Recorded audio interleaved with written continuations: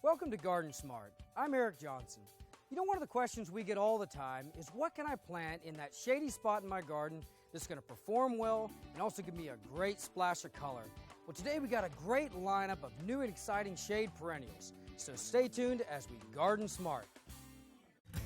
Since 1916, Wayside Gardens has been providing American gardeners with new, unique, hard-to-find plants. Plants and accessories that define the garden. Wayside, taking gardening to another level. This program is made possible by Floracan, makers of Dynamite Premium Fertilizer.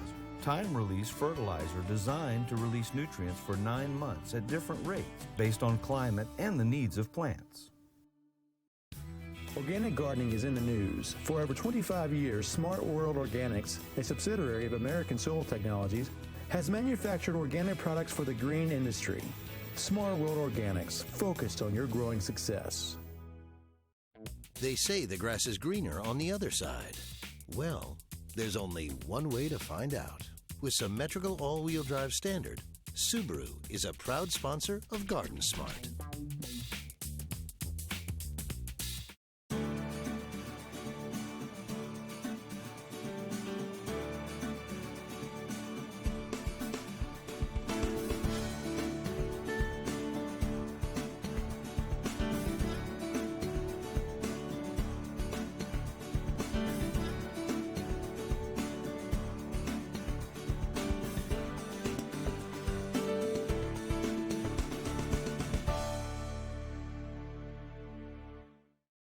I'm here with John Walters, CEO of Walters Gardens. And John, Walters is one of the most exciting, innovative greenhouse operations I've ever seen.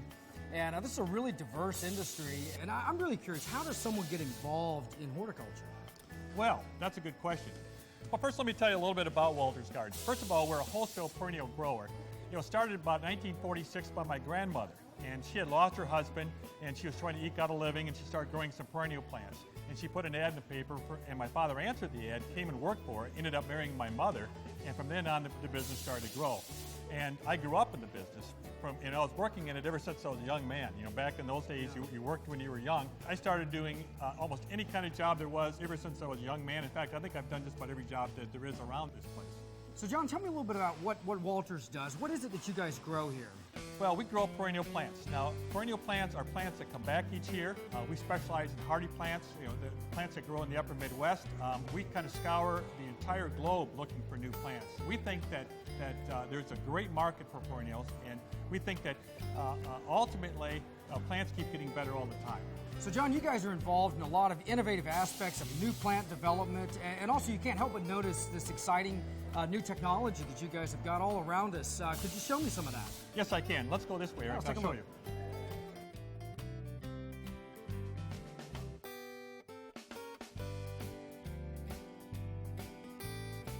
Well, John, we're standing in front of this really impressive piece of technology here. In fact, I don't think I've ever seen anything like this in a production operation. And tell me a little bit about what this is and what does it do? Sure. Well, first of all, Eric, I've got to tell you this is really brand new for us. We've just put this in within the last year. And we were looking for something that would help us to be more productive and also increase our automation capacity. We came across the Elegard, which is made in Denmark, and we really fell in love with it. Great. So what exactly is the Elegard? Well, an Elegard is something that does away with pots and plugs. It injects soil into kind of a paper sleeve. And these get all put into separate cells, and it begins part of our production process. Okay, so no more containers. No more pots. We're getting rid of pots. This will be our first year that we have no more pots anymore, and we're kind of glad about that, because think of all these pots that got thrown into the environment otherwise. So we think we're being more environmentally friendly. Yeah, that's great. So how does the plant grow in the Ele plug? Actually, to be honest with you, Eric, we think the plant grows much better because of the structure of the Ele. With its paper sleeve, air is able to get at that sleeve from all different sizes, which encourages root development, so we're pretty happy about it. Okay, well that's great. Well, there's a lot going on here, and I want you just to walk me through the different steps of what we got going on the line here, basically taking the plant from where you got the raw materials all the way to a finished plant. Kind of walk us through that.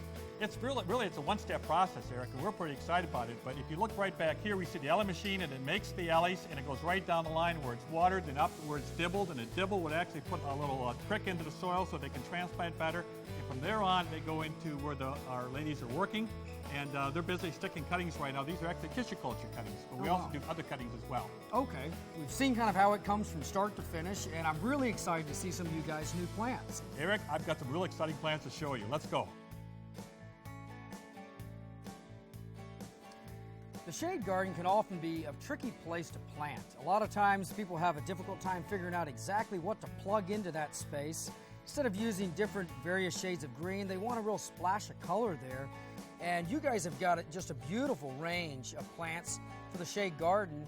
Talk to me a little bit about, John, what you guys are looking for as you're trying to select a great plant for the shade garden. Okay. Eric, you're right, that is a challenge. And what we look for is we look for something to brighten up that shade garden and something that'll perform and something that'll give texture to it. If you take a look at this plant up front, this is a lamium. I think we were one of the first to bring lamium into the United States back in the early 1980s from Blooms of Bressingham. And this one's called Orchid Frost. Now, Orchid Frost is a variety that not only does it give that silvery color to, in a flowering performance will come in orchid pink, but it also holds up better with under heat and humidity type conditions. So it's a great plant. Really a bright plant, nice splash of silver on there. And also this is Ligularia Brittmarie Crawford, right? That's correct. Actually, that plant comes out of Scotland from the Crawford family. Wow. And really nice, deep, intense purple leaves and stems. It's really a dynamic, especially planted with this Lamium Orchid Frost. You see the transition from the silver to the purples here. And then also as this transitions back into, what do we have right here? Oh, this is a great plant. This is Dicentra Goldheart, and look at the color and the texture this brings, and look how that offsets against some of the other plants that you have. Can you imagine being on kind of a dark day or an evening and taking a look under the shade and see this just brighten everything up? It's really nice. That's really nice. And of course, you know, a plant that's been around for a while, but you know, they're breeding in a lot of really neat colors into the foliage. Of course, the blooms are great. We've got Pulmonaria back here. This is Majesty here with the bright silver foliage. Really, really nice. And this is kind of a new innovation in Pulmonaria with these bright, you know, full silver leaves. And you can imagine that in kind of a dark place in the garden where it just brings that real pop of color to it. And right behind it, what have we got here, John? This is Roy Davidson. Now, these are a couple of varieties, and there's a lot more. But these are a couple examples of Pulmonaria, and they do have a great flowering performance early in the spring when they flower, but also then the foliage just takes over, and it lasts and lasts the entire season. And it brings that extra splash of color to the shade garden. That's really nice. Well, and speaking of plants with great foliage, down here in the front, let's talk about these for a second. What have we got right here, John? Well, those are a couple varieties of Brunner. The first one by you is called Variegata, and the other one is called Hatspin Cream. And can you imagine a proliferation of blue flowers, forget-me-not kind of flowers in the spring, followed by just a continued performance of that variegated foliage? What does that do to brighten up that dark area? Oh, that's outstanding. Well, now I understand you guys also are on the cutting edge of Brunera breeding, and there's two great selections that we've got to look at while we're here, John. Right, and that's Jack Frost and Looking Glass. Okay, John, we were just looking at Brunera Variegata and Hatspin Cream, which are excellent selections, but this is a remarkable improvement for Brunera. Let's talk about how you guys developed these or how you found them. Well, absolutely, Eric. In fact, we think this is one of the best new plants on the market in the last 10 years. It was just basically, it was a chance discovery. We have a variety we call Brunera Langtrees, which is very similar to this leaf here. It's green with just a little bit of flickering in, a little bit of silver in, but not very much. And all of a sudden one day, up popped this sport, and voila, here it is. And we came up with the name Jack Frost. Oh, what a great name for it, too. It really describes it. And this right here, this is just glowing. That's true. That's kind of a seedling, actually, or a sport, I should say, that came out of Jack Frost. This has got all silver on the leaf. And look at this. Isn't this great? This is the variety we call Looking Glass. Wow. Well, those really add a pop to the shade garden. John, you know, one type of plant that I think no garden should be without are coral bells. For shade, these plants are outstanding. There's every color of the rainbow represented here, and you guys have got some great selections here. There's probably 100 different types that you could pick from.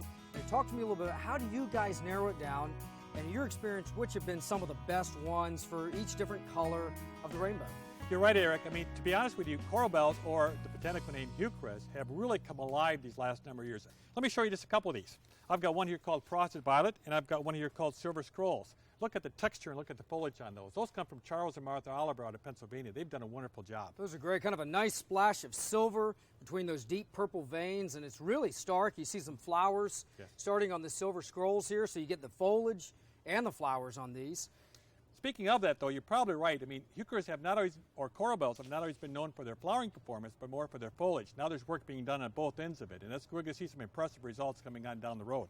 Yeah, sure. And as we're talking about the silver type leaves with the nice interveinal patterns, we've got a great one here. This is Mystic Angel, which of course has the green with kind of the darker veins, against some nice silver patterning. That's really outstanding. Yeah, it's a great plant. Yeah, one of the standouts among the heucheras, as you know well, is Obsidian, this super dark leaf one. Tell me about this one.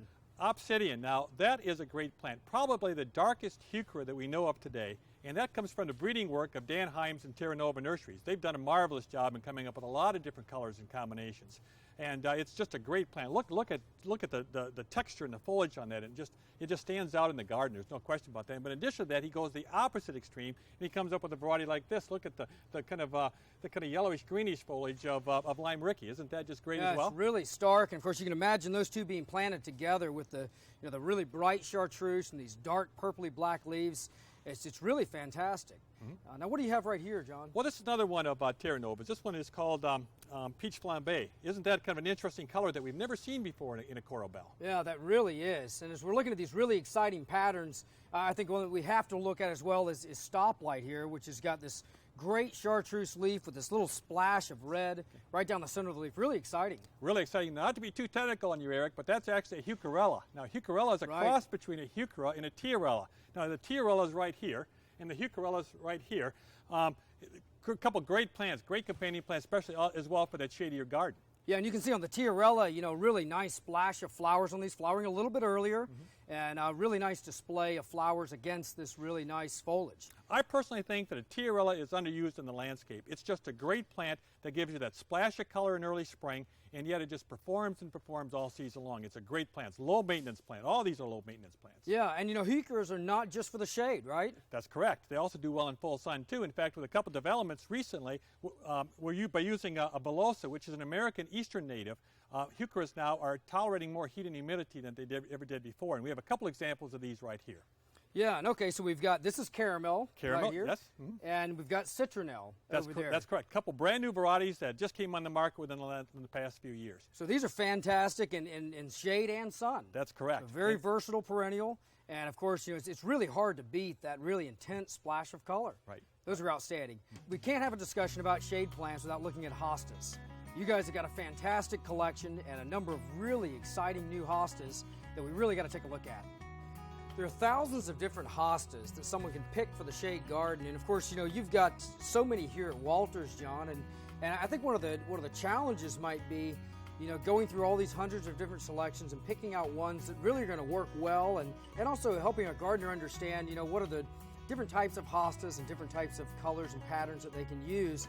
And let's just kind of take a walk through the ones we've got right here. Why don't we start with this one right here? This is Hosta Sum and Substance, which is a really big leaf gold one.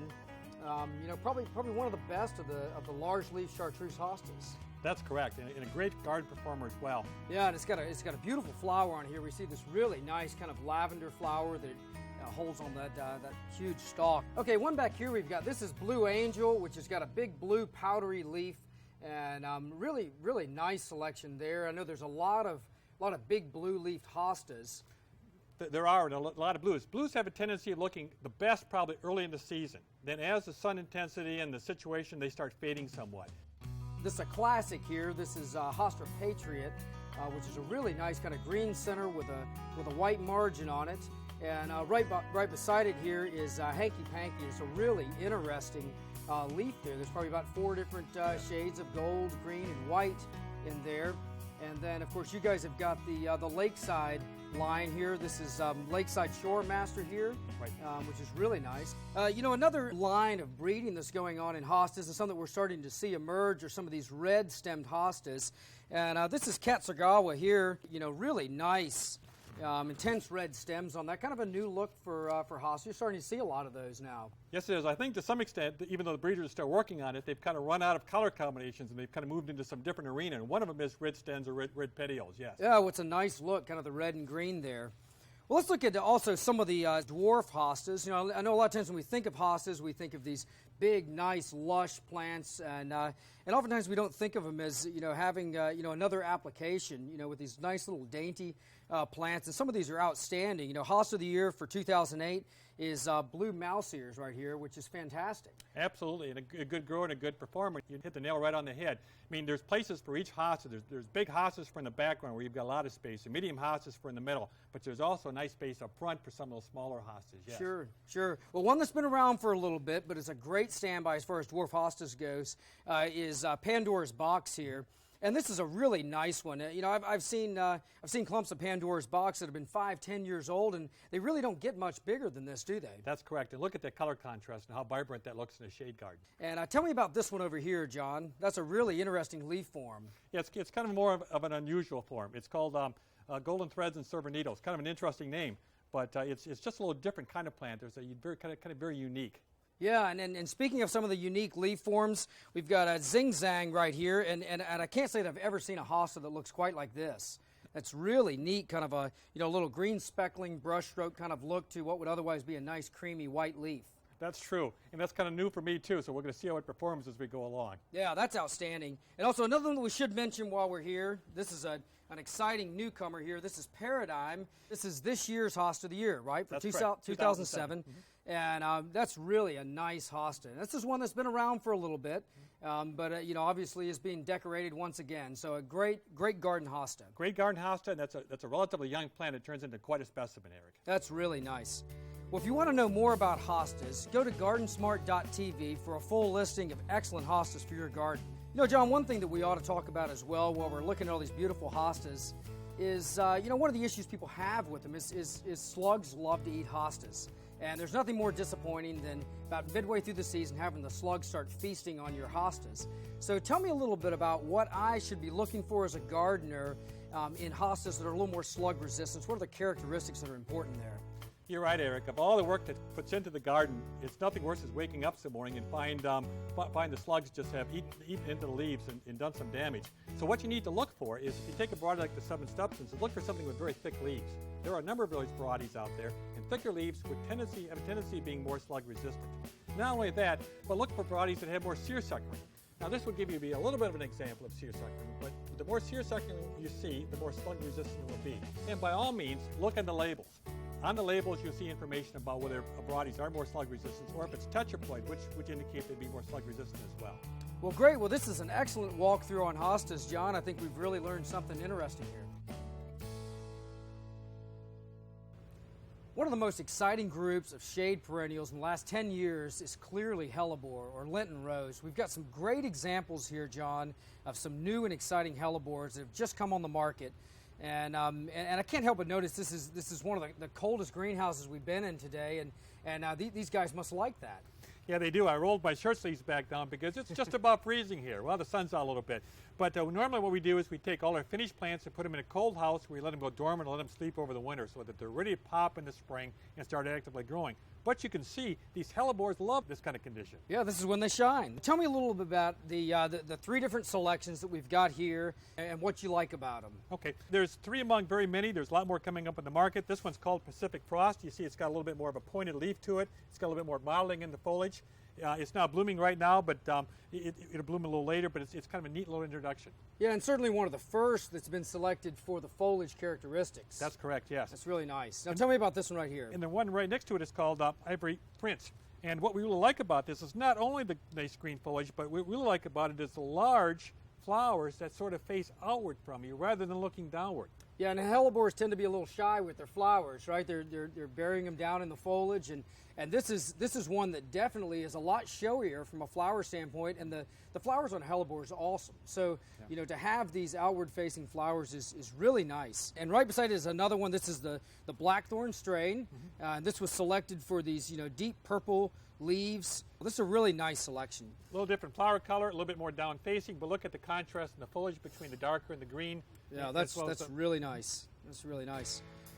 Well, one more group of shade perennials that I want to look at is a group of plants I think a lot of people don't really think of for shade, which is ornamental grasses. Correct. Ornamental grasses, people think normally that they're full sun plants, but that's not always the case. The Carex family is very good for shade or part shade.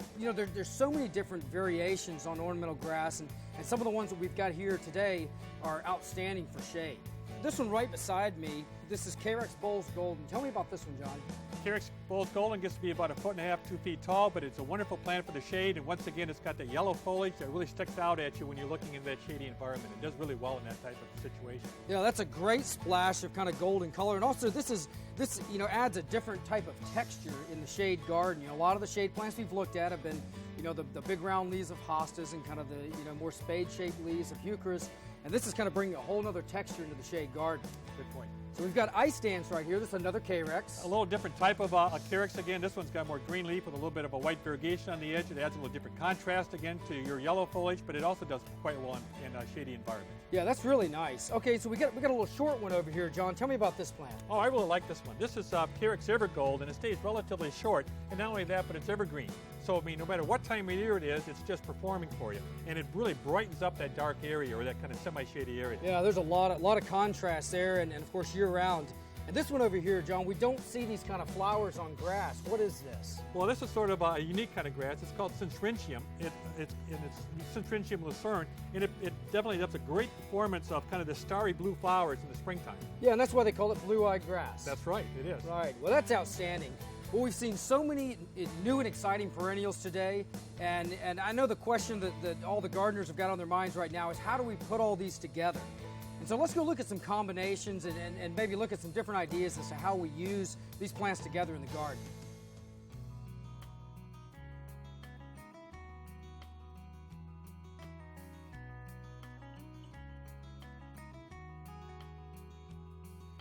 I think heucheras or coral bells are a great plant to work on different color schemes with because there's so much variety here and there's so much interest in these plants. And also you kind of see what the different hues and densities of the colors do together.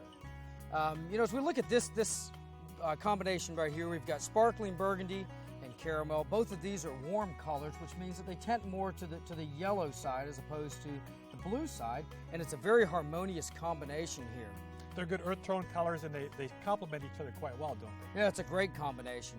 I think by juxtaposition, we've got jade gloss over here, which is kind of a cool bluish tone on these heucheras. And as you see that working with the caramel, it's not quite as good. No, they probably don't clash, but they really don't complement each other either, do they? Yeah, I did. And I think one thing that, as we look at how we put plants together, we try to think of keeping a lot of the warm tones together, keeping a lot of the cool tones together. It's just a good rule of thumb as we're starting off. At the same time, we move plants around, try different color combinations, take kind of a lighthearted approach to it. That's right, Eric. And with so many varieties around, why have just one or two varieties? You can play a little bit more and experiment a little bit with colors. Yeah, no doubt. Well, let's look at a couple other combinations. Well, John, right here we've got a totally different type of combination than what we saw on the last site. Over there we were looking at caramel and sparkling burgundy, which are colors that would be very close to each other on the color wheel, say more of the reddish and orange hues that are all kind of warmer tones that work really well together. And right here we've got, say, the deep purple and this bright chartreuse color that would be, say, opposites on the color wheel, but they really look good together. Yeah, they do, don't they? This is lime ricky, and that's frosted violet. And isn't the contrast amazing? They just stick out, they just grab you. And it's a really nice color combination. Yeah, I think the chartreuse really helps you see a lot more of the violet, kind of draws your eyes into the planting here. But it also brightens everything up too, doesn't it? It really does. It's a great way to put these two contrasting colors together. Well, John, here's another great combination of shade perennials that we've got here together. We've got the heuchera frosted violet and the Bernera Jack Frost, and it really makes for a dynamic duo, doesn't it? Yeah, wow, isn't this sharp? Let me look at the heart-shaped leaf, the light color, the silver color versus the dark foliage on here, a little different leaf color, and there's actually some silver veining, but it's a little different type of silver in that leaf. Right, yeah, they really work well together. The contrast here is quite harmonious. It's a really nice pair. Another concept for shade perennials I think sometimes we don't think of are shade perennials in containers. A lot of times when I think of container combinations, I'm looking at a number of different sun perennials and things like that. But shade perennials also work really, really great in a container, and especially some of these with an incredible amount of color. Right over here, you got a great container of Heucherella stoplight planted up in this beautiful blue container, and that's really stunning.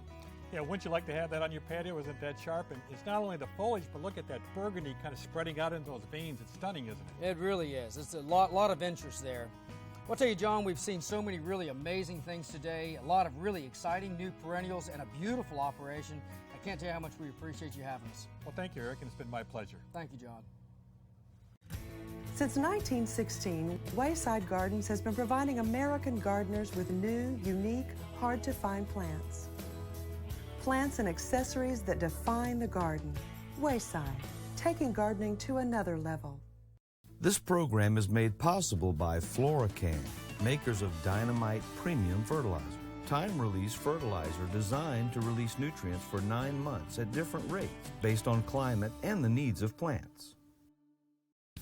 Organic gardening is in the news. For over 25 years, Smart World Organics, a subsidiary of American Soil Technologies, has manufactured organic products for the green industry. Smart World Organics, focused on your growing success. They say the grass is greener on the other side. Well, there's only one way to find out. With symmetrical all-wheel drive standard, Subaru is a proud sponsor of GardenSMART.